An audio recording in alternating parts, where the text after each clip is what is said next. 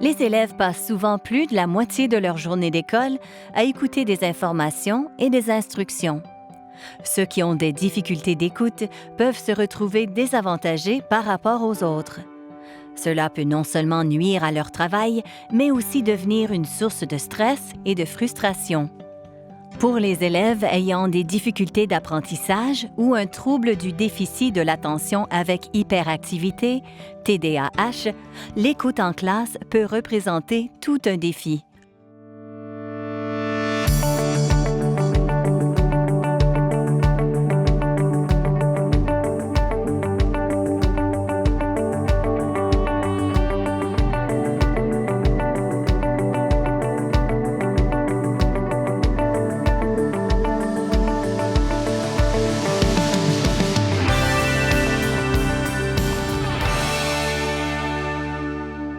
The challenges that I face when listening in class is I get distracted.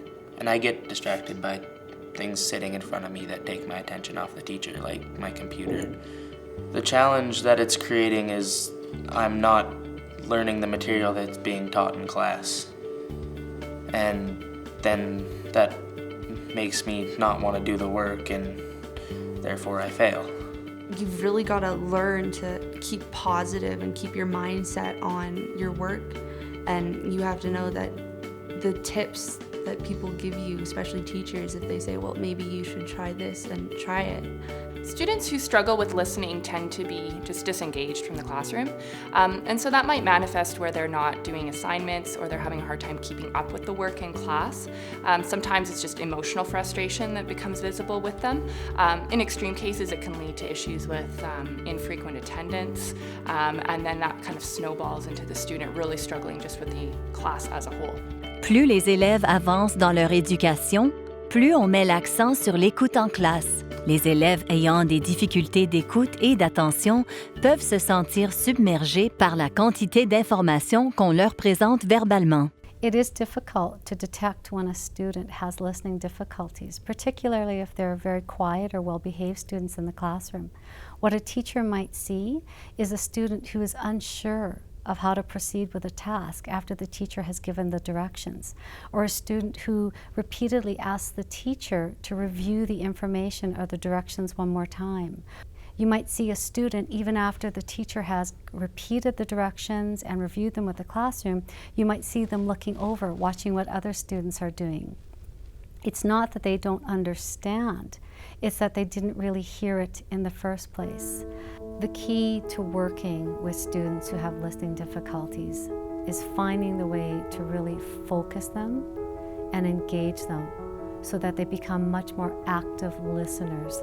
Students with learning difficulties, especially in the listening area, need to be explicitly taught and instructed how to use strategies in the classroom to support that difficulty.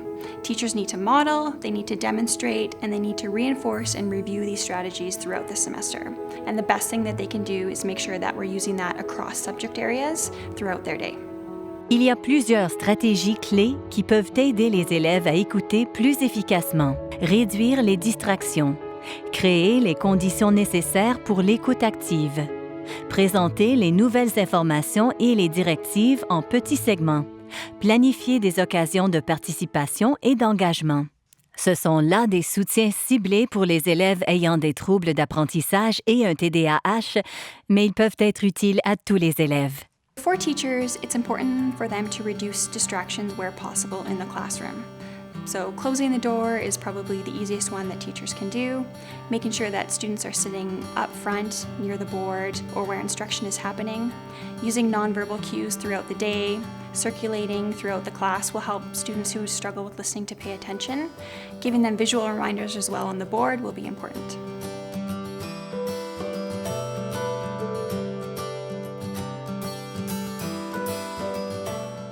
One of the best things teachers can do to set the stage for active listening in the classroom would be to set a clear purpose for that day or for that lesson, and to make sure they're doing it both verbally and visually. today we're going to be working with an active reading activity with the book Night.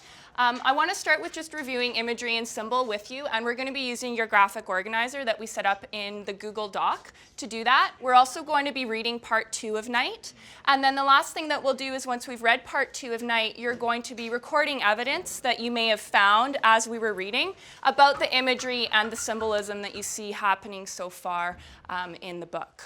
Okay? At the end of part 1, what was happening to Ellie and his family? Can anybody remember?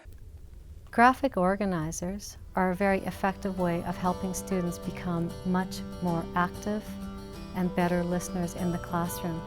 For example, there are semantic webs, compare and contrast charts. We can use a KWL.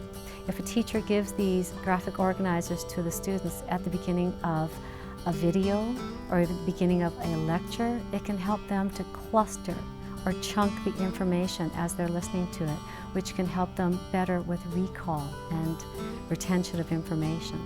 So we're going to begin working with that part of the book and in terms of imagery and symbol, okay? What I want to just make clear for you, when we're working in the graphic organizer, I'm asking you to record evidence. Now, we're looking at the meaning of night, okay? That's kind of our focus with our graphic organizer. What idea does night represent in the book? He's called his book Night. That obviously has some kind of meaning. So when you're looking for imagery and symbolism, I want you to find things that you feel you can tie to that, okay?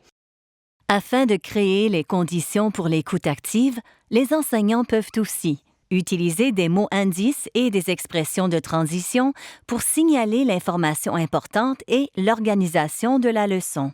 Écrire les idées, les concepts et le vocabulaire clé au tableau et souligner les mots importants et les directives. Présenter aux élèves différentes techniques de prise de notes.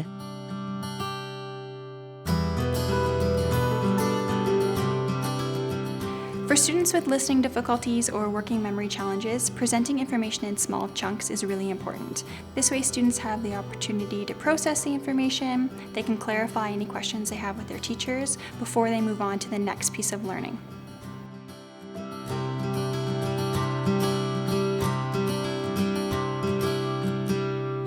Having students interact or engage more with the information helps them to become better listeners in the classroom, particularly students with learning disabilities and or ADHD.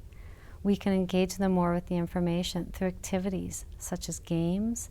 We can have them sharing information one-on-one or in small groups. We can have them do role plays. We can have them write the information on the board, do charts.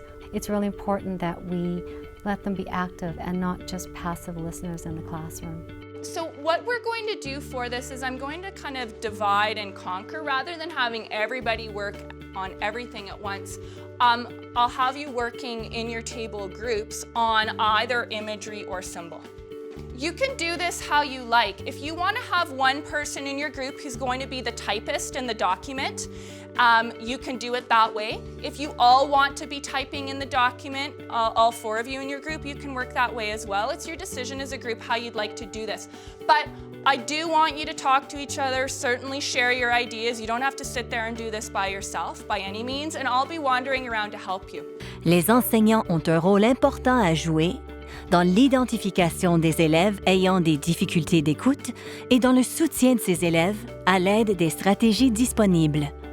For teachers, it's really helpful to remember that students who struggle with listening, it's not that they don't want to listen to you or that they don't want to do well in the class, it's that they really struggle with information that's presented to them verbally.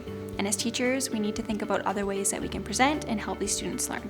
Students who begin to become more self-aware and are able to, listen and participate and stay focused in class, obviously are much more successful. And if I can help them gain skills in the classroom that they can transfer to life when they're in a job or they're in further school in the future, that are going to help them listen and be engaged, that's really gratifying. Now I'm finding myself more aware of getting distracted, and when I find myself getting distracted, I'm refocusing myself. And I'm closing my computer and paying more attention to the teacher. it feels good. It feels really good to know that I'm on top of everything. Getting good marks on a test because I know I've been working, I've been studying, I've had teachers help me to study.